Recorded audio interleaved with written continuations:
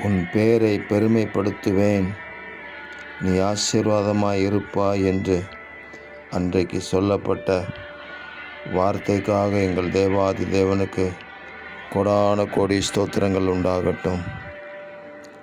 அன்பின் பரலோக தேவனே, உம்முடைய வார்த்தைக்கு செவி கொடுத்து கீழ்ப்படிந்து உம்முடைய சத்தத்தை கேட்டு உம்முடைய சித்தத்தை செய்ய விரும்புகிற ஒவ்வொருவருடைய பேரையும் பெருமைப்படுத்துவீராக.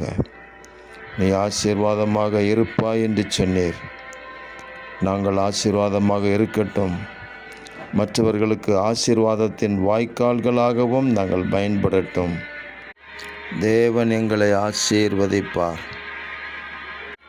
எங்கள் தேவனே எங்களை ஆசீர்வதிப்பார்.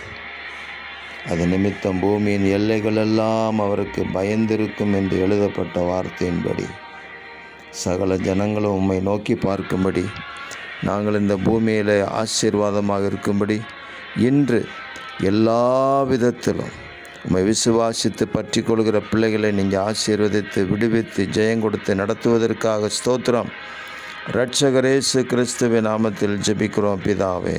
ஆமேன், ஆமேன், ஆமேன்.